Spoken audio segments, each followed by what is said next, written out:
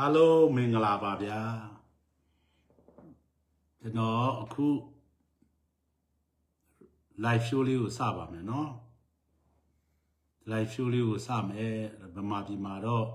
12နာရီတော့ထိုးလောက်ပြီးညနေသွားပြီပေါ့ဟာလားအခုကျွန်တော်လည်းအလုပ်က busy တော့စောစောမတက်နိုင်ဘူးအခုမှပဲအချိန်ရတဲ့အချိန်လေးကိုလူပြီးတော့တက်လာရတယ်ပြောချင်စရာလေးတွေကလည်းရှိနေလို့ပါအားလုံးမင်္ဂလာပါကဲ live show ကိုလာအားပေးကြပါဦးเนาะအားပေးတဲ့မိတ်ဆွေတွေကိုအောင်ကျော်မျိုးတဲ့เนาะဒါပထမဆုံး live show လာရောက်အားပေးတဲ့ဝမ်းသာတဲ့ကျွန်တော်အရေးကြီးတဲ့အကြောင်းတွေကိုအများကြီးပြောပြမယ်အဓိကတော့ကျွန်တော်တို့အခုအဖမ်းခံထိနေတဲ့ဟလာမဝဝခိုင်ကိုဘာထူးမောင်တို့နဲ့ပတ်သက်တဲ့ဟလာသူတို့အများဆုံးပြန်လှုပ်ပေးဖို့ကျွန်တော်ရဲ့ဟလာမေတ္တာရက်ခံတဲ့စကားပါเนาะဒါ civilian ကိုမဟာမိတ်ရဲဘော်တွေကိုဘာထူးမောင်ဆိုရင်အဲ့တော့သူတို့ NUG ကလက်အောက်ခံတက်တွေဖမ်းထားတယ်သူတို့မေးကြည့်တော့ဟလာဟိုတယောက်နဲ့တယောက်ကောင်းရှောင်နေကြတယ်အဲ့တော့မဖြစ်တဲ့နာတွေမဖြစ်သွားအောင်ဆိုပြီးကျွန်တော်ကအမြန်ဆုံးအခုလိုရတဲ့အချိန်ကလူပြီးတက်လာတယ်ဘာဖြစ်လို့လဲဆိုတော့ဒီရဲဘော်တွေရဲ့အသက်အန္တရာယ်ကိုစိုးရိမ်လို့ပါเนาะကဲအားလုံးခဏကျွန်တော်9မိနစ်10မိနစ်လောက်ခဏစောင့်မယ်เนาะပြန်လာကိုလူဆုံလာတော့ပို့ပြီးတော့ဟိုကောင်းတာပေါ့ကျွန်တော်ပြောချင်တဲ့ message ကိုအားလုံးကြားရမှာပေါ့เนาะနောက်ပြီးတော့မကြားလိုက်ရတဲ့လူတွေရှိရင်လည်းဒါအချင်းချင်း share ပေးကြပါဒါတယောက်နဲ့တယောက် share ပေးပါ download လုပ်ထားပါဒီထဲမှာသမိုင်းဆိုင်ရာအချက်လက်တွေလည်းပါမှာမဟုတ်လို့ပါအဲ့တော့အခုလာရောက်အားပေးတဲ့လူတွေအခုတော့တပြေးပြေးနဲ့တော့တက်လာကြတယ်เนาะကဲအားလုံးဓမ္မမိတ်ဆွေတွေအားလုံးကိုဖိတ်ခေါ်ပါတယ်အားလုံးကို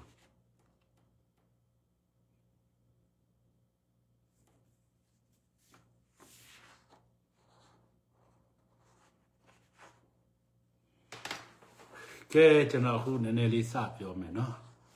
intro လေးကိုနည်းနည်းစထားလိုက်မယ်အဲ့တော့စကျင်တဲ့အဓိကအကြောင်းဘယ်အကြောင်းလေးကနေစလိုက်မလဲဆိုလို့ရှိရင်ဟလာကျွန်တော်တို့မနေ့ရပါเนาะအခုဒီစစ်အစိုးရဟလာစကားစကနိုင်ငံရေးအကျဉ်းသား9000ကိုလွှတ်ပေးတယ်တဲ့နိုင်ငံရေးအကျဉ်းသားကတော့အကျဉ်းသား9000ကိုလွှတ်ပေးတယ်အဲ့ဒီထဲမှာ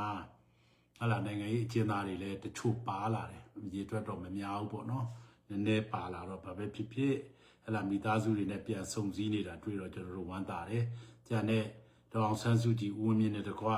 ကျန်တဲ့နိုင်ငံရေးအကျဉ်းသားတွေကိုလည်းချွန်းချက်မရှိအမြန်ဆုံးပြန်လွှတ်ပေးဖို့ဒီနေရာကနေတောင်းဆိုကြပါတယ်။ဟလာဒီနေရာကနေသူတို့လွတ်မြောက်ရေးအတွက်ဆက်လက်တိုက်ပွဲဝင်ကြပါလို့လည်းကျွန်တော်တို့ရဲဘော်တွေများမိတ်ဆွေများနိုင်ငံတကာအသီးသီးကိုရောက်နေတဲ့မိတ်ဆွေတွေကိုလည်းတိုက်တွန်းခြင်းတယ်တစ်စက်တည်းအဲ့တော့တစ်ဖက်မှာကျွန်တော်တို့ရဲ့ရဲဘော်တွေလွတ်လာတယ်ဒီဆက်ကျွန်တော်တို့ရဲ့ဒီစကားစားနေပြီးလွတ်ပေးတယ်တစ်ဖက်မှာလည်းဟလာအခုဟလာဟိုအစိုးရလို့နာမည်ခံထားတယ်ဟလာလူထုအစိုးရလို့ကိုနာမည်ခံထားတဲ့လူတစုကဟလာအခုကျွန်တော်တို့ civilian တွေကိုလည်းဖမ်းထားတယ်ဟလာအရင်ကဒီဒေါ်လာရေးလုံနေတဲ့အင်အားစုတွေတဲ့ဂျန်တဲ့လူတွေကိုလည်းဆက်ဖမ်းထားတယ်ဒေါ်လာရေးဖွဲ့ပုံနဂါဖွဲ့ကိုလည်းရဲဘော်တွေလည်းဖမ်းထားတယ်အဲ့ဒီထဲမှာတော့ကျွန်တော်တို့ဟိုအားလုံးလည်းစည်ရင်းတွေတိထားကြပြီပေါ့နော်ဖန်ထားတဲ့အဖန်ခံရတဲ့စည်ရင်းတွေအမတာဝန်ရှိတဲ့လူတွေလည်းကျွန်တော်ဒီနေရာနေပြောချင်တယ်ဖန်ထားတဲ့လူတွေဟလားအဲ့ဒါဘယ်လူတွေကဖန်ထားလဲတော့မသိဘူးအဲ့တော့ရမပင်ခေဖန်ထားတယ်လို့ပြောတယ်အဲ့ဒီတာဝန်ရှိတဲ့လူတွေအခုနားထောင်နေမယ်လို့ယူဆတယ်ကိုအောင်ထက်တယ်เนาะကျွန်တော်ကြားတယ်အခုစွမ်းသူမောင်းနဲ့ဟလာဖို့တန်မနီ something like that ပေါ့အဲ့ဒီလူတွေအားလုံးကိုလည်းဒီကနေလေးနက်ပြောချင်တယ်เนาะခုခမရတို့ဖန်ထားတဲ့လူတွေဟလာအခုဘာထူးမောင်းမဝဝခိုင်နောက်ကသူ့ဘာရာစားတဲ့ကိုတောင်းညူဆက်အဲ့ဒီနဲ့သူတို့နဲ့တခွခုများတို့ဖမ်းထားတဲ့လူတွေအားလုံးကိုချွင်းချက်မရှိအမြန်ဆုံးပြတ်လွတ်ပေးဖို့ဒီနေရာနေကျွန်တော်အလေးနဲ့ပြောချင်တယ်ရန်သူကဖမ်းထားတဲ့လူတွေလွတ်နေပြီခင်ဗျားတို့ဘယ်တော့လွတ်မှာလဲအဲ့ဒါကျွန်တော်မေးတဲ့မေးခွန်းဖြေပါကျွန်တော်တို့ခင်ဗျားတို့လုံနေတာလူခွင့်ရေးကိုချိုးဖောက်နေတယ်နိုင်ငံတကာစံနှုန်းတွေနော် international system ကိုခင်ဗျားတို့ချိုးဖောက်နေတယ်ဒီစစ်အုပ်စုကဗမာပြည်ကိုနိုင်ငံတကာ system အဲကနေပြီးထွက်အောင်တို့လုပ်နေတယ်နိုင်ငံတကာ system တွေကနေပြီးမထွက်ဖို့ international system လို့ခေါ်တယ်ကျွန်တော်တို့က1988ထဲအစပြောလာတယ် ဒီစစ်ဆိုးအောင်1988တဲ့နိုင်ငံတကာ system တွေကပါတယ်လေနိုင်ငံတကာဆက်နိုင်ငံရေးဟလာပါတီစုံဒီမိုကရေစီလွတ်လပ်စွာစီယုံဝင်ဟောပြောခွင့်ပြောဆိုခွင့်အဲ့ဒါနိုင်ငံတကာကလက်ခံထားတဲ့ system တွေစီဝါရေးမှာလွတ်လပ်စွာကုန်သွယ်ခွင့်လူအခွင့်အရေးနိုင်ငံတကာစံနှုန်းတွေလေးစားဖို့ဟလာအဲ့ဒါတွေကိုမထွက်ပညာရေးမှာဆိုလဲ liberal education ဗမာပြည်ကိုနိုင်ငံတကာကနေဝေးအောင်လုပ်နေအဲ့ဒါကိုကျွန်တော်တို့ကနိုင်ငံတကာ system တွေနဲ့ကိုယ်တိုင်းပြည်ကိုတင်းတောင့်တင့်တယ်ဖြစ်အောင်ကျွန်တော်တို့88ထဲကစူးစမ်းလာတာ1988ထဲကပထမဦးဆုံးလုပ်လာတဲ့88မျိုးဆက်တွေနော်ခင်ဗျားတို့ပေါက်ပန်းသေးမပြောနဲ့88မျိုးဆက်တွေစပြောလာတာဒီမိုကရေစီဖက်ဒရယ်လူ့အခွင့်အရေးရှစ်လေးလုံးတွေစပြောလာတာအဲ့ဒီ system တွေဒါနိုင်ငံတကာ system တွေနဲ့အခုနိုင်ငံတကာမှာဒီမျိုးဆက်တွေအကုန်ပြန့်ပြီးရောက်ပြီဒီအတွေ့အကြုံတွေနဲ့ဒီက system တွေကိုအောက်မှာကျွန်တော်တို့ကြီးပြင်းလာတယ်ကျွန်တော်တို့ရှင်သန်နေတယ်ကျွန်တော်တို့ခံစားနေတယ်လို့ဗမာပြည်ကညီသူကိုမဆိုခံစားပါစေဆိုတဲ့စေတနာနဲ့ရိုးသားတဲ့စေတနာကိုဖြန့်ဝေပေးနေတာဒီနေ့ကြမှာထပြီးတော့ဘာထူးမောင်တို့မဝဝခိုင်တို့ကိုဖမ်းလို့လွတ်ပေးပါလို့ဒီနေ့မှသူတော်ကောင်းအောင်ဆောင်ပြီးပြောနေတာမဟုတ်ဘူး1988ထဲကလေဒီစကားကိုပြောလာတာလက်တွေ့ဥပမာပြမယ်နော်အခုနားထောင်နေတဲ့ရင်းမပင်ခိုင်ရလူတွေသိဖို့ပါချောင်ကိစ္စဖြစ်တယ်ငါတို့အားလုံးသိတယ်ပါချောင်ကိစ္စ1990ဝန်းကျင်မှာ ABS ရဲ့ညီလာခံလုပ်နေတယ်အဲ့ဒီညီလာမှာကွဲတော့မယ်နှစ်ဖွဲ့อ่ะအဲ့ဒီအချိန်မှာဖမ်းခံမှုတွေပြစ်တယ်1990မှာ KIA ကရန်သူနဲ့ပြစ်ခတ်ရဆဲရေးလုပ်မယ်စစ်ဆက်ရေးလုပ်မယ်အဲ့ဒါကိုညီလာခံမှာအထူးအာဂျင်ဒါကြီးကျွန်တော်ရင်ဆိုင်နေရတဲ့အချိန် KIA ကိုလည်းတစ်ဖက်ကမလုပ်ပါနဲ့အပြစ်ခတ်ရဆဲရေးမလုပ်ပါနဲ့ပြစ်ခတ်ရဆဲရေးလုပ်ထားရင်ကျွန်တော်တို့မူတွေရှိတယ်ချမှတ်ထားတဲ့မူတွေရှိတယ်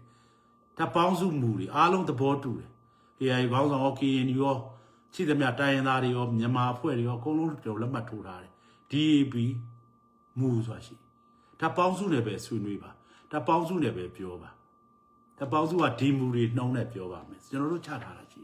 အဲ့ဒါကကျွန်တော်တို့ညီလာခံမှာကျွန်တော်တို့ EBS နှစ်ဖွဲ့ကွဲမဲ့ညီလာခံအဓိကအားဖြစ်တာအဲ့ဒီ the same time မှာ EBS ကွဲသွားမြောက်ပိုင်းမှာဒရှိုးတွေပါလာပြီဆိုပြီးဖမ်းလိုက်တယ်အဲကျွန်တော်ကဥက္ကဋ္ဌအဖြစ်နဲ့တာဝန်ယူထားတယ်โอเคဒီဘာကြောင့်ကိစ္စပြောနေရတဲ့ဟာကဒီပလဲမှာဖြစ်တဲ့ဖြစ်ရတဲ့ကိုသွားရှင်ပြီးခင်ဗျားတို့အသိဉာဏ်နဲ့ခင်ဗျားတို့စဉ်းစားဖို့မိုးသီးဆိုတာဘယ်လိုလူလဲဆိုတာကိုသိဖို့ခုပြောနေရတယ်โอเค KIO ကျင်းနာရိုက်လိုက်တယ်အခုဖမ်းထားတဲ့ရဲဘော်တွေကိုလွှတ်ပေးပါရန်သူလူလို့ဆွဆွဲခံထားတဲ့ပါကြောင်မရဲဘော်မိတ်ဆွေတွေဟဲ့လားမိတ်ဆွေလားရန်သူလားမသိဘူးခုခေတ်လို့တယ်လီဖုန်းလည်းမရှိဘူးအင်တာနက်လည်းမရှိဘူး Facebook လည်းမရှိဘူးကျင်းနာရိုက်ရတယ်တစ်တာနဲ့အဲ့ဒါနဲ့ကျွန်တော်တို့ရိုက်ရတယ်ရိုက်ပြီးတော့အဲ့တစ်တာကလည်းအဲ့ဒီမြောက်ပိုင်းကျောင်းသားတွေမှာမရှိဘူးမြောက်ပိုင်းမှာ100 300 400လောက်ရှိတယ်ကချစ်နယ်မြေလိုင်ဇာမှာရှိတယ်ကရင်လို့တကွဲတပြားစီနေတာမဟုတ်လိုင်ဇာဌာနချုပ်နာမှာပဲပါကြောင်ကောက်ရက်ကလေးအဲ့မှာရှိတယ် KNU ကိုရက်လိုက်တယ် KIO ကိုမဟာမိတ် KIA ခေါင်းဆောင်တွေကိုဒီလူရဲဘော်တွေတခွန်လို့မဖြစ်ပါစေနဲ့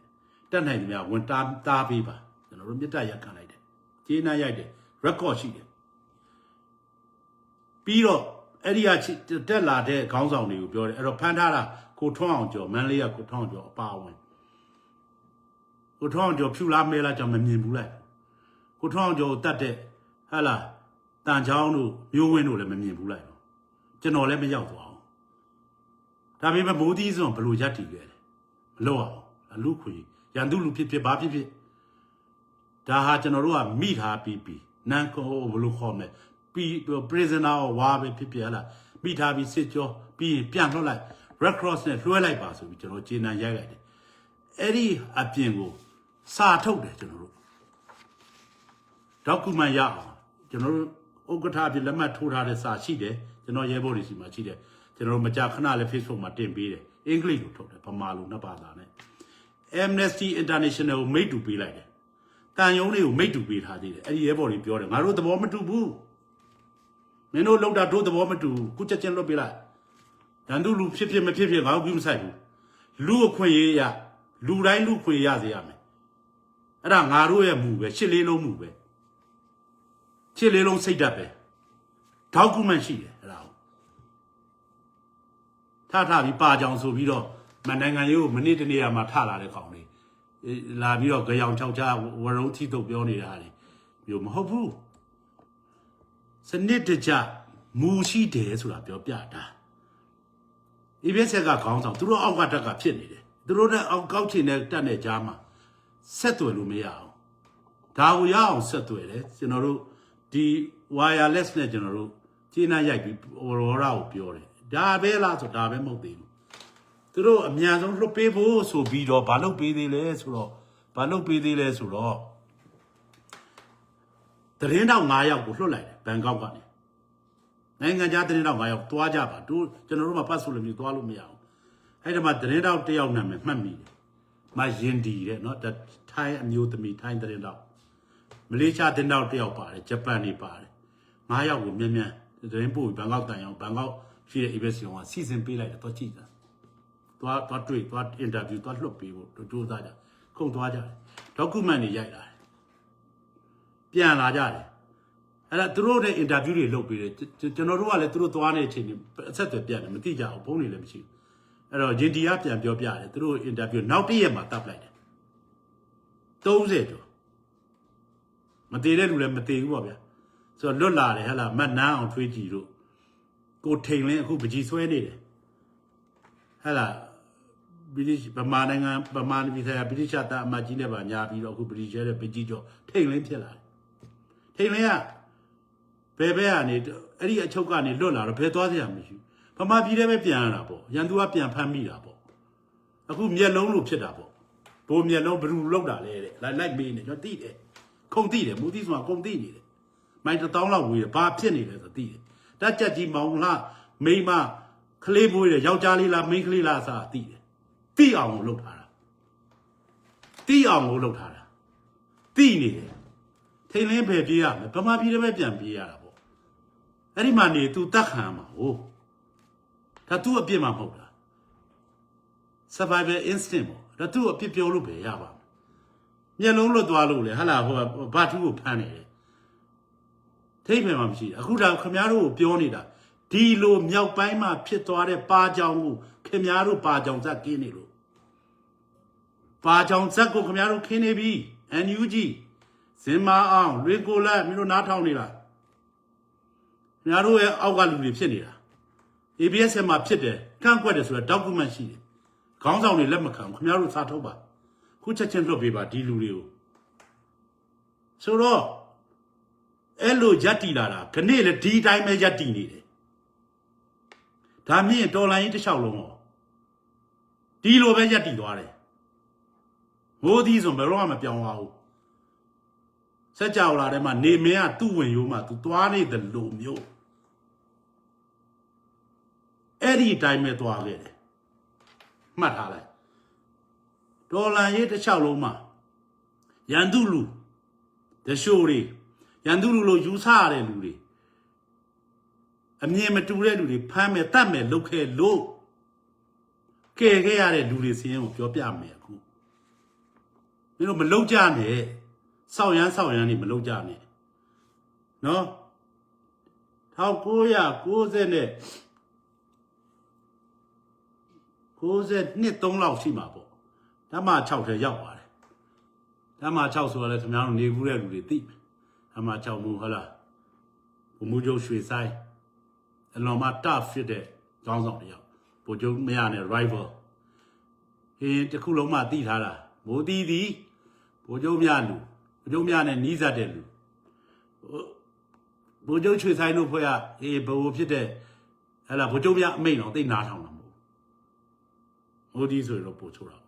အဲ့ဒီကိုရောက်သွားတယ်ရောက်သွားတော့ကျောင်းသား2ယောက်ဖမ်းထားတယ်ကျုပ်ထဲမှာမျက်လုံးလေးတွေကလဲနဲ့ခင်ဗျားကမှသွားကြည့်ရောခင်ဗျားတို့လူတွေဖမ်းထားတယ်ပြောတယ်ပေါ့ရန်သူလို့ယူဆပြီးတော့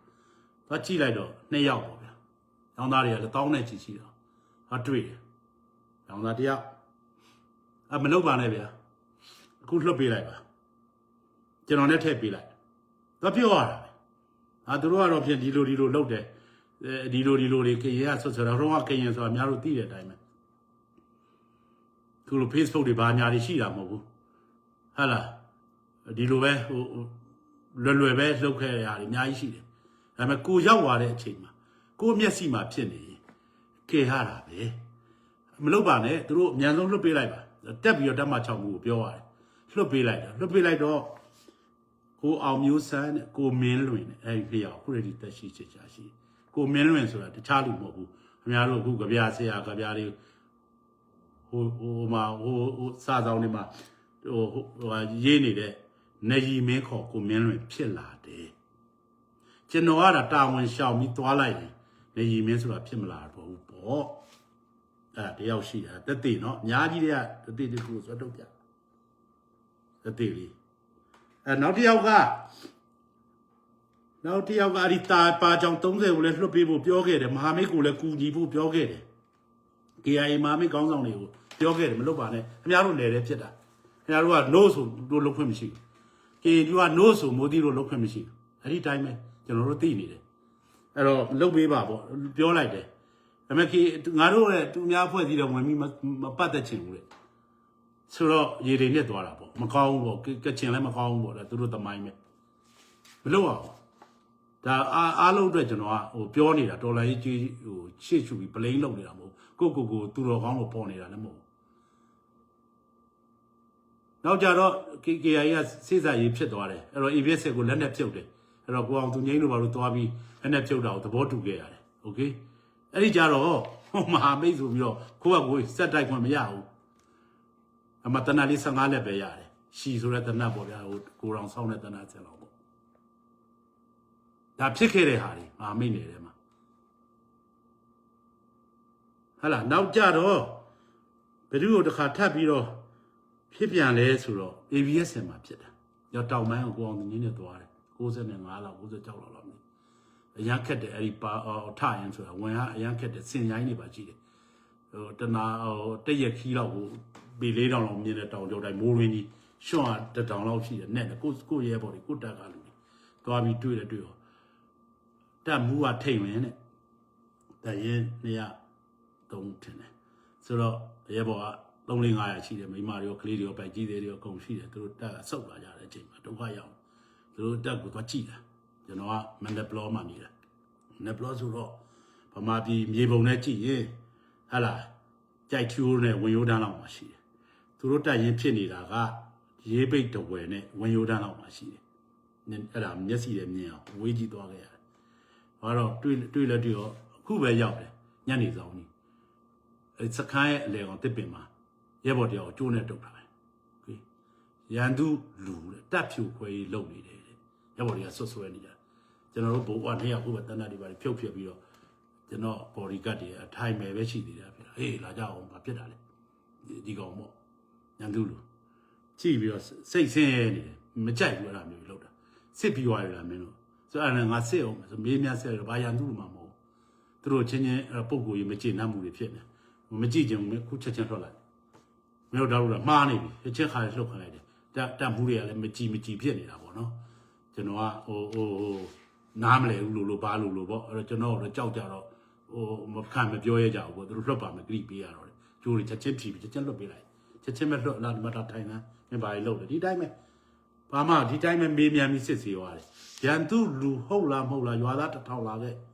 ထိုင်နေလိုက်မျက်စိပြင်းတာနဲ့ကိုမိုးသီးစီတာပို့လိုက်တယ်မဟာမိတ်တွေကပြောတာသူပြောလိုက်မယ်ဘသူရန်သူလူဘသူရန်သူသူတို့အဲ့လောက်ထိကိုမြင်တယ်အဲ့လောက်ထိကျွန်တော်တို့အတွေ့အကြုံများနေပြီဒီရဲဘော်ကြည့်လိုက်တယ်ဘယ်ရန်သူလူကမှတယ်သူတို့နဲ့အမြင်မတူတာနဲ့ဆွဆွဲချက်တွေကတပုံကြီးအဲ့ဒါဖတ်ဖက်ကြည့်ပြီးတော့ကဲလွတ်လိုက်ရန်သူလူဟုတ်တယ်ဆိုလည်းမင်းတို့ငါနဲ့တက်ပေးလိုက်စပိုးခေါ်သွားမယ်ဆိုပြီးအဲ့ဒါခေါ်လာခဲ့တယ်အဲ့ဒီလူကဘသူပြက်လာတယ်အခုခင်ဗျားတို့ online မှာပြောနေတယ်စတီဗင်ဆန်ယူတဝဲသားအခုဒီဒေါ်လာရေးဆက်လုပ်နေတယ်လေဒေါ်လာရေးကိုလိုရိုးတော့မဟုတ်ဘူးသုံးသက်နေတယ်ထိုင်းလိုမှမှတ်နေတာပဲဟဲ့လားသူအိမ်မှာနေတော့သူက talent ရှိတယ်ရဲဘော်တယောက်မဆုံးရှုံးဘူးပေါ့ကယ်လိုက်နိုင်တာပေါ့အဲ့စတီဗင်ဆန်ယူ1998လောက်ကြတော့90နဲ့9လောက်ထင်တယ်ကျွန်တော်ကလည်းဟိုကမှာ မဲဆောက်အောက်မှာစခန်းမှာတယောက်ပြေးလာတယ်မဟာမိတ်ကရဲဘော်တယောက်ပြေးလာတယ်မွတ်စလင်တက်ကပြေးလာတယ်တဲ့ပြန်ပြေးပါတယ်ငါတို့တတ်မယ်ဟိုမှာသူလှုပ်ထားတာအစ္စလမ်ဘာသာမှာဘာတွေဝေဖန်ထားတယ်ပေါ့ဗျာဘာတွေလည်းမသိဘူးကျွန်တော်လည်းအစ္စလမ်ဘာသာအကြောင်းလည်းကျွန်တော်မသိကိုကလည်းဗုဒ္ဓဘာသာသိသိတာမဟုတ်ဆိုတော့โอเคအဲ့တော့ပြေးလာတယ်ဟိုကလည်းကျွန်တော်ကဲပါအောင်နောက်ကလိုက်တက်နေဆိုတော့တန်ရင်အဲ့ဒီတော့နှစ်ပေါ့တန်ရင်မှုကဖို့နေမျိုးပေါ့ကျင်းနှမ်းရိုက်လာတယ်လူတယောက်ပြေးလာတယ်အဲ့ဘို့လို့ရမယ်မာမေတ္တကလို့ပြောတယ်ဟိုကအစ္စလမ်ဘာသာဝင်အေးကဲထားလိုက်ကွာပြီးတော့မေးကြည့်ဘာဖြစ်လို့သူတို့ကတောင်းနေမပေးနဲ့ကဲထားလိုက်ပဲအမေးကြည့်ပြီးတော့အဲ့ဒါတော့ဆွေးနွေးကြတယ်ပြောမပေးနိုင်ဆိုပြီးအဲ့ဒါကဲလိုက်တယ်အခုနောက်ကြတော့ဒုက္ခသည်တွေဘာတွေဖြစ်နေအေဂျင့်ကတော့သူမဲဆောက်ရောက်ဒုက္ခသည်တွေအဖြစ်ရှောက်ပြီးအမေရိကန်ပြည်တော်စုကိုရောက်နေတယ်အဲ့ဒီလူနာမည်ကထေးလွင်ဦးတဲ့ကျွန်တော်တို့ကဲထားလိုက်တာပဲကျွန်တော်တို့ရေပေါ်ကျင်းနှရိုက်တဲ့ကျင်းနဲ့လုတ်ပေးခဲ့တာပဲအခုကြည့်တာရန်သူလူမှမဟုတ်တာဘောရာကွဲလိုက်ကျွန်တော်လောက်ရမှာလား evidence တွေနော်နောက်တစ်ယောက်ထပ်ပြောပြအောင်မယ်95လောက်တက်မှ6ကြာသွားတယ်မနေ့ဘလောကကြာပြီးသွားပြီဟိုကျုံများနဲ့ကျွန်တော်နဲ့မမ6အဲ့တောထဲမှာရုံထိုင်နေရတယ်အဲ့ရုံမှာနေတုံးမနေ့စောကြီးပဲတယောက်ကိုမိရန်သူလူတယောက်သူကတော့တကယ်ရန်သူလို့သူစပိုင်ဖြစ်နေဝင်လာတာကိုရီးယားတန်ရုံမှာစစ်တမ်းမူရုံထဲမှာရုံအဖွဲ့ဝင်တွေလောက်ခဲ့တယ်တဲ့သူတို့စစ်ဆေးတဲ့အခြေအနေကသူမိထားပြီးဆိုတော့ကျွန်တော်လွန်ခဲ့တဲ့1လ2လလောက်တည်းကတက်မှာ6ကကျင်းနှန်းတွေရိုက်ထားတယ်စစ်ချက်တွေပို့တာပတ်ပြီးပြီသူမမြင်ဘူးโอเคကိုအလုပ်ကိုလုပ်ရနူးမိရကလနာပေါ့ဆိုတော့လုံနေတယ်လုံနေနဲ့ကျွန်တော် body guard ကနေနောက်ကျွန်တော်ရေဘော်တယောက်တက်မှု2ယောက်ပဲအခုတယောက်ကကိုစော်ဝင်းလွင်နဲ့အခုနော်ဝေးမှာရှိတယ်လို့သမားကောင်းဆောင်ပေါ့နောက်တယောက်ကကိုနေမျိုးပေါ့အခုအမေရိကန်မှာရှိတယ်သူတို့ကမနေ့စော်ကြီးအဲ့သူတို့တာဝန်ကအဲ့ဒီနေဆက်ဘန်ကောက်မဲဆောက်ကိုသွားတဲ့ကားလေးတွေမှာနဲ့စော်ကြီးသွားပြီးကြည့်ရတယ်ရန်သူလူတွေဝင်လာလားဘာထူးလဲတရင်ထောက်လန်းနေရတာပေါ့ဗျသူတာဝန်ပေါ့အဲစော်ကြီးကျွန်တော်အဲ့နဲ့သူတို့လာနှိုးကြတယ်KIA KNU ကဖမ်းထားတဲ့ဘိုးကြီးရန်နိုင်ထွန်းဖြစ်ပုံရတယ်တဲ့စစ်ရန်နိုင်ထွန်းဖြစ်ပုံရတယ်အဲ့လိုယူဆတဲ့ကားကိတ်မှာတွေ့လာပြီတဲ့အဲ့ဒါသူတို့ကထိုင်းနေတယ်မှာသူတို့ကလည်းအပေါ်တက်သွားတာပေါ့လေဟိုမှာတနတ်တူတွေနဲ့ထောက်ပြီးပြန်ဖမ်းလာတယ်ကျွန်တော်ယုံခေါ်လာကျွန်တော်ယုံကအဲ့ဒီရွာလေးမဲကော့မှန်ရွာလေးကြည့်လိုက်တာနဲ့တန်းပြီးဒီကောင်ရန်သူဒီကောင်ဖြစ်မယ်ပေါ့ KNU တွေဖမ်းထားတဲ့ကောင်ဖြစ်မယ်ကြည့်လိုက်ကျေးနှမ်းရိုက်ခိုင်းလိုက်တယ်အခုလို့တယ်လီဖုန်းတွေမရှိဘူးတစ်တာနဲ့ကျေးနှမ်းသမားကိုခေါ်ပြီးချင်းရိုက်လိုက်တော့အေးဒီလိုပဲကျွန်တော်တို့တယောက်တွေ့တယ်ခင်ဗျားတို့အချုပ်ကဖောက်ပြေးလာပုံရတယ်ဟုတ်လားဟုတ်ပါတယ်လွတ်သွားတယ်စစ်ကြောင်းတွေကထိုးတော့သူတို့ဖမ်းထားတယ်အန်သူတို့ကကျုပ်ပေါက်ပြီးဒီကောင်ကထွက်ပြေးလာဒီမှာကန်ဆိုးတော့ ABS နဲ့တက်တူ ABS ရဲဘော်တွေကဖမ်းပြီးကျွန်တော်စီပို့လာတယ်ကမတိုက်ပွဲကလည်းအကြီးကျယ်တွေဖြစ်နေတယ်ဗျူတီက9000လောက်ထွက်နေတယ်ထွက်တဲ့ခါကျတော့ကျွန်တော်တို့လည်းလှုပ်ရှုပ်နေတာဘာလဲဆရာမန်းချအောင်ကျွန်တော်ကျင်းနေရတယ်ဆရာမန်းချကြီးဒီလိုပဲရန်နိုင်ထုံးတော့ကျွန်တော်တို့ပြန်ရထားတယ်ပေါ့အဲ့တော့ဘယ်လိုဆက်လုပ်မလဲပေါ့အဲ့တော့ခင်ဗျားသူ့ကိုနည်းနည်းထိမ့်ထားလိုက်ပါဦးအဲ့တော့ကျွန်တော်ထိမ့်တယ်ကောင်းမွန်ပဲကျွန်တော်ရုံးမှာပဲထားကျွန်တော်မှန်းလဲသူမသိသွားဘူးမိုးသီးဆိုမှန်းလဲမသိကျွန်တော်တခြားနာမည်နဲ့ပဲမိဆက်ဒီမှာရှိတဲ့ EVS တက်မှုတယောက်ပါပေါ့ညက်မိုးပါပေါ့ကျွန်တော်မှတ်မိတယ်ကျွန်တော်နာမည်ညက်မိုးအဲ့တော့ခင်ဗျားနာမည်ဘူးလဲဆိုတော့ तू ပြောတယ်အဲ့တော့သူ့စစ်ချက်တွေလည်းကျွန်တော်ရထားပြီး तू ကလည်းတော်တော်ကြောက်နေပြီကြောက်တာမှတော်တော်ကြောက်နေတော့အေးတကားတွေပဲတော့ဖွင့်ခိုင်းလိုက်တယ်ဘာပြောလဲဆိုတော့သိကြောက်နေတော့ fear ဖြစ်နေကားလေးပဲ relax ဖြစ်သွားအဲ့ AC နေမှာ coffee တောက်နံပြားစားပုံစားပြီး AC ပဲမေးပြီးနေပြီးတော့ခင်ဗျားမေးစားရှိတယ်မေးကြည့်ပါအောင်ဆိုကျွန်တော်တရက်နေ့လောက်မေးလိုက်ပြီးတော့ကောင်းမွန်မေးတယ်သူလည်းအကုန်ဖြေပဲချုပ်ပြောရမယ်ဆိုတော့ရန်သူလူဆိုဝန်ခံထားပြီးပြီဟိုဘက်ကသူ့ကိုလွတ်လိုက်တယ်အဲ့တော့ခင်ဗျားဘာဆက်လုပ်မှလဲဆရာမကြလည်းကိုပြန်ပြီးသူကလည်းလူကောင်းတယ်မိုးတီးရဲ့ခင်ဗျားဘယ်လိုယူဆလဲခင်ဗျားတို့သူဝန်ခံထားပြီးပြီလို့လည်းသိရတယ်ပေါ့နော်အချက်လက်တွေသူစီကလည်းဘာမှမရနိုင်တော့တတ်လိုက်ရင်လည်းတိမ်မဲကောင်ပဲအဲ့တော့ကျွန်တော်ခင်ဗျားဘယ်လိုယူဆလဲလွတ်လိုက်ပါဗျာအေးခင်ဗျားသဘောပဲတဲ့လွတ်မယ်ဆိုလည်းကောင်းတယ်လို့လေအေးစီစဉ်ပေးပါတဲ့အဲ့ဒါနဲ့ဘ ပတ်စံကိုစောဝင်းလင်းရေးခေါ်ပြီးတော့ပတ်စံပတ်3000လောက်မျိုးပေးလိုက်တယ်ကျွန်တော်အရာချမောင်းနေရလဲတိတ်မကွာဘူးသူလဲထောင်မောင်းပဲအဲ့တော့ဘောင်းပြီးကပတ်အင်းကြီးပေးလိုက်ရတယ်လွတ်ပေးလိုက်ရတယ်ကားပေါ်တင်ပေးလိုက်ပြမဲဆောက်ရောက်တဲ့ဒီခင်ဗျားလည်းလမ်းမှာတက်ဆွဲဒီကောင်တေးလိမ့်မယ်ကိုစောဝင်းလင်းကိုတာဝန်ပေးလိုက်ရတယ်သူကကျွန်တော်လက်အောက်ကတမှုတွေကိုမူးတွေဆိုတော့အဲ့သူသွားပို့ပေးလိုက်တော့တင်တဲ့အတိုင်းပဲဟိုဘက်လာခေါ်ရတာပေါ့ဗျာခေါ် it's okay ပဲဒီကိုလိုချင်တဲ့သတင်းလည်းရထားပြီးတော့သူ့ကိုကျွန်တော်တို့ပြန်ပြီးတော့ document အနေနဲ့ပြန်တင်ထားပြီးလွှတ်လိုက်တယ်အခုကြားတာတော့တဝယ်ဘက်မှာလို့ဘာလို့ပေါ့ဗျာအရသာဖြစ်သွားတာပေါ့အေးပြောချင်တာကတော့ဒေါ်လာရေးကာလတစ်လျှောက်မှာဒါမျိုးတွေကကြုံမယ်ဗျဘန်နာစီတာတွေအဲ့ဒါတွေကြုံမယ်အဲ့ဒါတွေရန်သူလူလို့ယူဆတဲ့လူတွေတတ်မယ်ဆိုရင်တော့ခင်ဗျားတို့တန်း20လောက်တတ်ရလိမ့်မယ်လူတန်း20ဟာဒီမှာ live show လုပ်နေတယ်နော်ခဏလေးအဲ့တော့ညီအကိုလိုရဲပေါ်ရဲဘက်လို့သဘောထားပြီးပြောနေတာစင်မအောင်ကြီးလွင်ကိုလက်တို့ရေးကိုရေးမွန်တို့ရေးအဲ့ဒါခင်ဗျားတို့အောက်ကရဲဘော်တွေခင်ဗျားတို့ဖြစ်နေတဲ့သူတို့ရဲ့ကောင်းမွေဆိုးမွေဟာခင်ဗျားတို့စီရောက်လာမယ်နော်အဲ့ဒါကြောင့်မလို့ဘာထူးမောင်သူမိမလှဲလန်းကြောင်းမှာကြံခဲ့ရတယ်ကလေးက2ယောက်နဲ့ကြည့်ရတာစိတ်ဆင်းရဲစရာတွေအဲ့ဒါစားစရာလည်းမရှိဘူးအဲ့တော့ဘာထူးမောင်ကတော့ကျွန်တော်တို့ကဟိုးတုံးနဲ့လည်းရင်းနှီးတော့ရံပါရံခါစကားပြောရပါတယ်အဲ့လိုတွေသူ့ကိုဖမ်းမယ်စီးမယ်ဆိုတော့လေသူတိပုံရတယ်ကျွန်တော်လာပြောတယ်လာပြောတော့သူလုံနေတဲ့ဟာတွေကဘာမှမဟုတ်တာလုပ်တာမှမရှိပဲဘာထူးမောင်မဟုတ်တာတွေလုပ်ထားလို့ဘာမဟုတ်တာတွေလုပ်သူကောင်းတာတွေပဲလုပ်တာဟဲ့လားလက်ပတောင်းတောင်မှာလေသမားတွေနဲ့သူတိုက်ပွဲဝင်လာတဲ့ရဲဘော်တယောက်အခု2020မှာဟလာຫນွေဦးဒေါ်လာရေးမှာဆက်ပြီးတိုက်ပွဲဝင်တဲ့ရဲဘော်တယောက်ဟလာပြေးလာတဲ့လူတွေဟလာဘုံနဂါလူတွေရှိချင်းရှိမဲ့ basic instinct သူ့နေရာမှာကျွန်တော်ဆိုလဲကယ်လိုက်မှာပဲလीနော်မလုံနဲ့ဗျာလीနော်ဆိုတော့လွတ်လိုက်အဲ့တော့သူမိမနဲ့ကလေးခင်ဗျားတို့တာဝန်ယူတာလို့ဘူးမှရွာသားတယောက်ကောင်းအောင်ခင်ဗျားတို့မလုပ်ဘူးသေးဘူးဟလာသူကသူဒီရွာသူလေးကိုယူပြီးတော့ကလေး2ယောက်နဲ့ချစ်စရာကောင်းတဲ့ကလေးလေး2ယောက်သားလေးတယောက်သမီးလေးတယောက်ကျွန်တော်သားကလေးတွေနဲ့ရွယ်တူပဲအလွန်ချစ်စရာလေးတွေဆိုတော့မလုပ်ပါနဲ့မိသားစုတွေစိတ်ဆင်းရဲစရာတွေမောက်ဝါခိုင်နဲ့သူ့ရဲ့ဟိုမှာ Facebook မှာတင်ထားတာလေးကြည့်တော့အလွန်ဟုတ်လားယူအလွန်ဟိုမှာဟိုဘယ်လိုခေါ်မလဲအမျိုးကောင်းသမီးလေးတယောက်သူ့ဘာသူလောက်ကင်စားတော့ဆက်ချုပ်စားနေတဲ့လူတယောက်ပဲကိုတိုင်းပြည်ရဲ့ human resource တွေပေါ့ဗျာ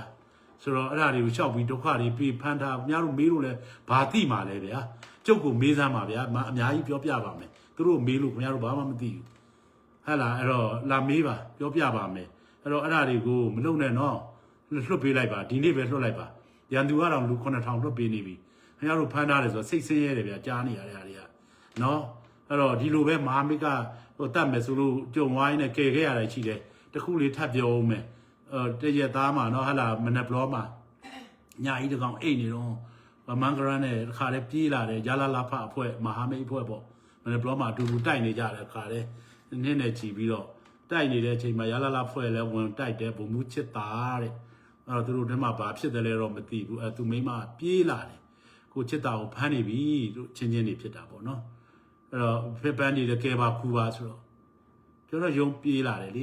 ညာကြီးတကောင်ကျွန်တော်ရောကျေးနှမ်းရိုက်တယ်ဥက္ကဋ္ဌတဲ့ဒီမှာမအေးကပြေးလာတယ်သူ့နောက်ကလူတွေကလိုက်လာတယ်အခုပြန်ထည့်ပေးရမယ် no ခေါ်ထားလိုက်ကာဝယ်ထားလိုက် no မနေ့ကငါကြည့်ရှင်ငါမေးလိုက်အောင်အခုမျိုးသမီးကဘယ်လိုဖြစ်လက်နဲ့တွေပါလာအောင်သူဘာလို့လာတာမှန်ကျွန်တော်လည်းသိနေတာဟုတ်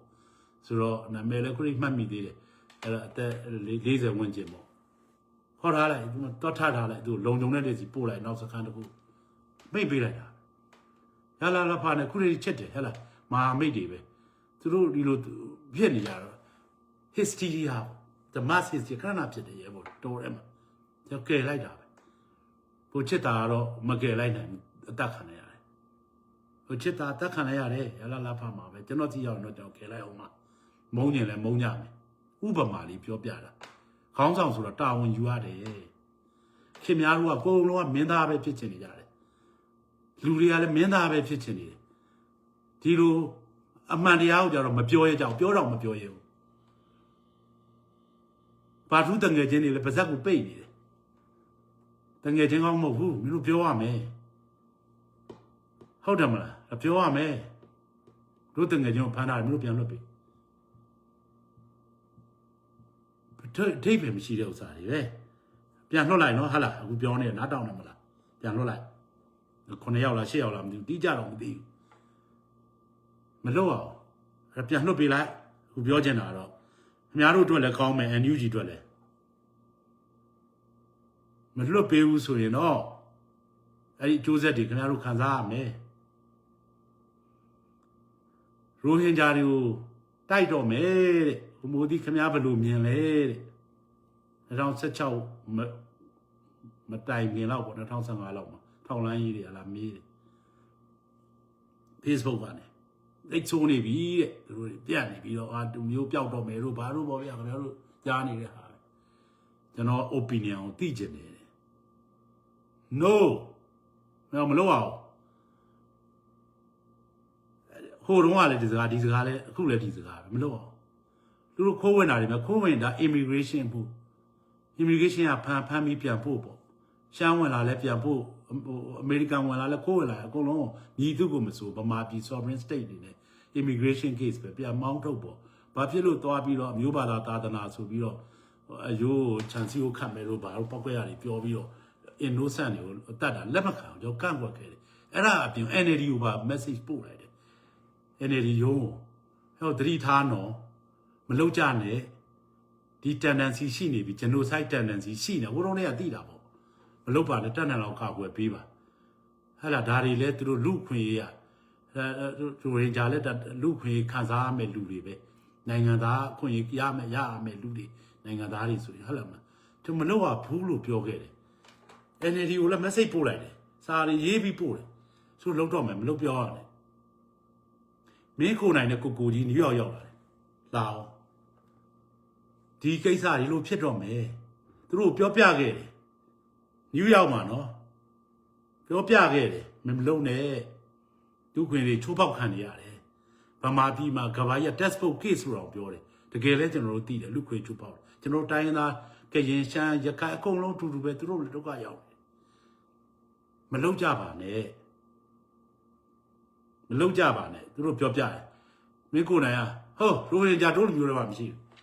ခါတဲ့ရဲတောက်ပြောလိုက်တာအဲ့ဒီမှာလက်ခုပ်တွေကလည်းတီးလိုက်ကြတာနယူးယောက်ကကူးလူတွေကုန်ပါတယ်အများကြိုက်တယ်မလုံးကြနဲ့ဗမာပြည်ကဘယ်ထဲရောက်နေလဲငရဲထဲမှာငရဲနမူနာကိုကြည့်ရင်ဗမာပြည်သွားလို့ရတယ်အဲ့ဒါဘာဖြစ်လို့လဲနိုင်ငံတကာစံနှုန်းတွေနိုင်ငံတကာ system တွေကနေထွက်နေတယ်ကျွန်တော်ခုနကစချင်းပြောထားတယ်အခု UN article 9အရာဟာလူခွင့်ရေးဆိုတာလူတိုင်းမှာခံစားပိုင်ခွင့်ရှိတယ်လူတွေကိုဟာလာ exam မလုပ်အောင်ဖန်စီအချင်းယုံဖန်စီမှုတွေမလုပ်အောင် article 9မှာပါတယ်ဒါလူတိုင်းအတွက်ပြောထားတာဗမာအတွက်မှမဟုတ်ဘူးကရင်မှမဟုတ်ကချင်မှမဟုတ်ချင်းမှမဟုတ်ဘူးဟာရိုဟင်ဂျာမှမပါဘူးမဟုတ်ဘူးအားလုံးအတွက်အဲ့ဒီအားလုံးအတွက်တာဝန်မခံနိုင်မင်းတို့ခေါင်းဆောင်မလုံးနဲ့မင်းတို့ခုထွက်ရမယ်အခုဖမ်းထားတဲ့ရွာသားတွေအတွက်မင်းတို့ကာကွယ်လုပ်ပေးရမယ်တိုက်ဆရာရှိတာလဲတို့တိုက်မယ်โอเคဒါချင်းလှန်ချင်းငါတို့တိုက်မယ်တိုက်ပွဲ300ကျော်400နီးပါးတိုက်ထားတယ်မနေ့ပလော့စစ်စီကြီး3ခုကိုစစ်ကော်မရှင်အတွေးမှုဖြစ်နေအုပ်ချုပ်ပြီးတိုက်ထားခဲ့တယ်မင်းတို့မတိုက်ခဲ့ဘူး a great battle လို့ခေါ်တယ် BNN စစ် BY အကြီးဆုံးတိုက်ပွဲလို့သတင်းစာဒါတွေမှာရေးခဲ့ရတယ်မနေ့ပလော့တိုက်ပွဲဟဲ့လားမော်ဖိုးကွေတိုက်ပွဲမဲတော်အဲ့ဒီတိုက်ပွဲတွေမှာစစ်ကော်မရှင်တွေဘုဥက္ကဋ္ဌဗိုလ်ချုပ်များဒီတက်တွေအကုန်လုံးကုတ်ကဲပြီးတိုက်လာခဲ့တာခေါင်းတိုက်တတ်တယ်တိုက်ပွဲအများကြီးတိုက်လာခဲ့တာစစ်ပွဲတွေဖျားသုံးစုကနေစပြီးတိုက်သွားလိုက်ရတာဒါမှ6ခုလိုပွဲသေးလေးတွေမဟုတ်ဘူး positional warfare ရော guerrilla warfare ရော asymmetric warfare ရောအကုန်လုံးတိုက်ခဲ့ရတယ်ကောင်းသိတယ်မိလာခဲ့တဲ့ဟာတွေအများကြီးပဲဟိုကျုံနာဟာလားဒါတော့ကျွန်တော်တို့လှုပ်တဲ့ဒါတော့မလှုပ်တဲ့ဘူးကိုအဖွဲ့ထဲမှာမဟုတ် KNU အတွင်းထဲမှာဖြစ်တဲ့ဟာတွေပါလိုက်ပြီးတော့ကူခဲ့ရရှိတယ်ကျွန်တော်တို့ရောက်သွားတော့မှ KNU မှာခုနကသူတို့ကျင့်သုံးနေတဲ့စနစ်တွေကိုဖျက်သိမ်းပေးရတာရှိတယ် adultery ဆိုတာအိမ်တော်ကြီးဖောက်ပြန်မှုတတ်ဖြစ်တာမတတ်ပါနဲ့ကဲခဲ့ရတယ်အများကြီးပဲမိန်းမတွေဖောက်ပြန်လို့တဲ့ လူတွေပဲပေါက်ပြန်တဲ့လူလည်းပေါက်ပြန်တာပေါ့ဗျာပရော်လိုင်းတိုင်းမှာတတ်တို့ကသွေးစာနေတဲ့လူတွေမဟုတ်လားခင်ဗျားတို့အဲ့လိုတွေကတတ်မယ်ဆိုရင်ဟိုလူတား20လောက်တတ်တယ်လို့ဖြစ်သွားမယ်အဲ့တော့စစ်ပွဲတွေစစ်မတိုက်ဘူးလားမပြောနဲ့အမေရိကမှာထိုင်နေတာဒီတိုင်းလာထိုင်နေတာမဟုတ်ဘူးအခုတတိကိုဆက်ပြီးတော့တိုက်နေတယ်အများကြီးလည်းတိုက်နေခဲ့တယ်တိုက်ပြီးခဲ့ဘူးတယ်ဘယ်သူမှကျွန်တော်လောက်တိုက်ပြီးခဲ့တယ်မရှိဘူးနော်အဲ့ဒီမှာဟိုဥတုထမေညောခီမောဖိုကီအဲ့ဒါတိုက်ပွဲအကြီးတွေကြီးပဲအဖြစ်လို့လဲဆိုဟိုတုန်းကရန်သူကတိုက်ရင်တင်းကို989ရောက်တပြူဟာဆိုရင်အနည်းဆုံး9000လောက်ပါတယ်ခင်ဗျားတို့စစ်ကြောင်း200လောက်ကိုစကားတဲ့တောင်ထဲမပြောဘူးဗျာကျွန်တော်ရေဘော်ကွမ်တီတို့ဟိုမှာဟိုတက်မာလေးကဟိုဖိုးကျော်တို့အလွန်တိုက်ခိုင်းတယ်ကောင်းတယ်သူတို့လောက်နဲ့ပဲလွတ်ထားလိုက်တာခင်ဗျာ84ပါရဘူးတယ်ရေဘော်တွေလိုက်တိုက်လို့ချတာလို့အဲ့မှာဘူမူးတွေပါလက်ရမိတာတွေအများကြီးပေါ့တိုက်ခဲ့ဘူးတဲ့ဟာတွေကိုအခုမှတိုက်လာဟိုဟာဟိလေးစားပါတယ်အခုရေဘော်တွေတိုက်လာခဲ့တဲ့ဟာတွေအများကြီးတိုက်ကြတယ်အဲ့ဒါကျွန်တော်တို့ကတကယ်ကိုနေရာယူထားတဲ့ပတ်လည်းဝိုင်းထားတဲ့ခံစစ်ကြီးကိုတိုက်လာခဲ့ရတဲ့ဟာတွေနိုင်ငံရေးအခြေအနေကခုလိုတပြည်လုံးကမတဘူးအထဲထဲမှာဒေါအောင်ဆန်းစုကြည်ပါတီကိုထောက်ထားနေရတယ်သူတို့ရွေးကောက်ပွဲဝင်တဲ့လမ်းကြောင်းတွေကိုထောက်ထားနေရတဲ့အတွက်ကျွန်တော်အများကြီးရှော့ခဲရရှိတယ်ဒါတော့ AR တိုင်းစစ်စင်ရေးဆိုတာအဲ့ဒါဟို KNU ကဒုက္ခရဘိုးဒုက္ခရဘရိုစောတန်းအောင်ရဲ့ကျွန်တော်ရဲ့လှုပ်ထားတဲ့အားတွေပဲ AR တိုင်း AR စစ်စင်ရေးအဲ့ဒါတော့အမှန်တမ်းဝန်ခံရင် disaster ပဲကျွန်တော်တို့အရှုံးနဲ့ရင်ဆိုင်ရတဲ့ operation တစ်ခုပေါ့အများကြီးသင်ခန်းစာလည်းရပါတယ်ဟာပေါ့နော်အနိုင်ရခဲ့တာရှိတယ်စစ်စီရေးနှစ်ခုငကားမင်းစစ်စီမင်းအောင်စစ်စီကျွန်တော်နိုင်ခဲ့တာပဲဟိုကျုပ်တန်းချွေအဲ့တော့မေကောမှာ3000ကြပါတယ်လို့တရားဝင်ခံထားခဲ့ရတာပဲအခုတောင်းဝေဘူးတို့ဘုံမူကျုပ်နေဝင်းတို့ဦးတန်းချွေပြီလားမသိဘူးအများကြီးပဲကျွန်တော်ရန်ကုန်ထဲရောက်တော့လာနှုတ်ဆက်ကြတယ်အခြေထားမှာတိုက်ထားတဲ့ကောင်တွေလာနှုတ်ဆက်တယ်ခင်ဗျားကိုဆက်ထဲမှာကြားနေတယ်ခင်ဗျားဆက်နာမယ်ဘူးမလားပေါ့သူတို့လာပြောတယ်အဲ့တော့ကိုလည်းကောင်းကောင်းမွန်မွန်ပါပဲပြန်ပြောပြီးနှုတ်ဆက်ခဲ့တာပဲအဲ့တော့ပြောတာလဲကြာသွားပြီအဲ့တော့ဒီဟိုနားထောင်တဲ့ရဲဘော်တွေရှိလဲနားထောင်မှမယ်ကျွန်တော်လည်းအလုပ်သွားရတော့မယ်ဟိုကနားမထောင်တဲ့ရတွေရှိလဲ share ပေးပါနော်ကျေးဇူးတင်ပါတယ်အခုလိုနားထောင်တဲ့အတွက်တယောက်ချင်းမေးခွန်းတွေကိုတော့ကျွန်တော်ဟိုပြန်ပြီးတော့လေးမရှင်းနိုင်တော့ဘူးအဲ့တော့ချုပ်ပြန်ပြောမယ်ဆိုရင်အခုအောင်ထက်တို့စွမ်းသူမောင်တို့ဖမ်းထားတဲ့ရဲမာပင်မှာဟလာခဲဖမ်းထားတဲ့ရဲဘော်တွေကိုအမြန်ဆုံးပြန်လွှတ်ပေးပါလို့ရင်ကြေးမြတ်တာရက်ခံနေပါတယ်မူသီးစွန်ဒေါသမထွက်ခင်အချိန်မှာဒေါသထွက်ရင်တော့အဲ့ဒါဘာမှရှေ့လျှောက်မြင်မှာမဟုတ်တော့ဘူးအဲ့တော့သူချကိုချပဲအဲ့တော့ဟိုမတ်ဝါခိုင်ဘာထူမောင်နဲ့ကိုတောင်းမျိုးသူပါရာစားများတို့ဖမ်းထားတဲ့လူတွေအဲ့တော့သူတို့စီများတို့လက်နဲ့ချသွားတဲ့လူတွေတော့ခင်ဗျားတို့လူတွေပဲခင်ဗျားတို့ policy တိုင်းဆက်ပြီးသွားအဲ့တော့ခင်ဗျားတို့လည်းမဝင်သေးတဲ့လူတွေတော့ပြန်လွှတ်ပေးလိုက်ပါပြီးတော့ဟိုအဲ့မှာမဟာမိတ်တွေအများကြီးရှိတယ်နော်ဟိုလားမဟာမိတ်တွေအများကြီးရှိတယ်အဲ့ဒီအများကြီးကရရှာမနေနဲ့ဟလာအဲ့နာမှာတဝိုက်မှာခင်ဗျားတို့မဟာမိတ်အဖွဲ့ငယ်လေးတွေရှိသေးတယ်အဲ့ဒါလဲသူ့ဘာသူရက်တီခွင့်ရှိရမယ်ကျွန်တော်တို့တိုက်ပွဲ300ကျော်400နီးပါးတိုက်ထားတယ်ဟလာအဲ့ဒီတိုက်ထားတဲ့အချိန်မှာကျွန်တော်တို့နဲ့ဒူတိုက်တဲ့အဖွဲ့တွေအများကြီးပဲခင်ဗျားတို့ကြားတော့ကြားဘူးမှာဥတ္တမောင်တဲ့အဖွဲ့တို့ဟလာဥကျော်လာအဖွဲ့မွတ်စလင်ရဲဘော်တွေထူထူတွဲတိုက်သွားတဲ့ဥပ္ပစာတို့အဖွဲ့တွေဟလာတိုက်သွားတဲ့သူမှဒုက္ခမပေးခဲ့ဘူးဘသူ့မှငါတို့အဖွဲ့တွေဝင်มาဆိုပြီးမလုပ်ခဲ့ဘူးရိတ်ခါပို့ပေးခဲ့တယ်โอเคလက်နဲ့မျှဝေပြီးတယ်တင်ထားတာကြီးစက်တက်အောင်လုပ်ခဲ့တယ်ဖဲနဲ့ကွာဂျွန်စရာတွေကောင်းလိုက်တာထွေကနေအောင်ထွေးလိုက်ချင်တယ်ကို့အဖွဲ့မှာကို့အဖွဲ့လာလုံနေတယ်တတ်ထဲမှာဆိုအတန်းစီပါရိုက်ပလိုက်ချင်တယ်အဲ့ဒါအမြန်ဆုံးလွတ်ပေးလိုက်နော်ဟုတ်လားအဲ့ဒါပဲပြောချင်တယ်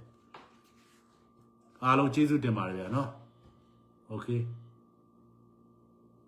အားလုံးနားထောင်တဲ့အတွက်ရဲဘော်တွေကျေးဇူးတင်တယ်အဲ့တော့နားမထောင်ရတဲ့လူတွေကို share လိုက်ပါအားလုံးဟိုနှုတ်ဆက်ပါတယ်ဗျာနော်မင်္ဂလာပါ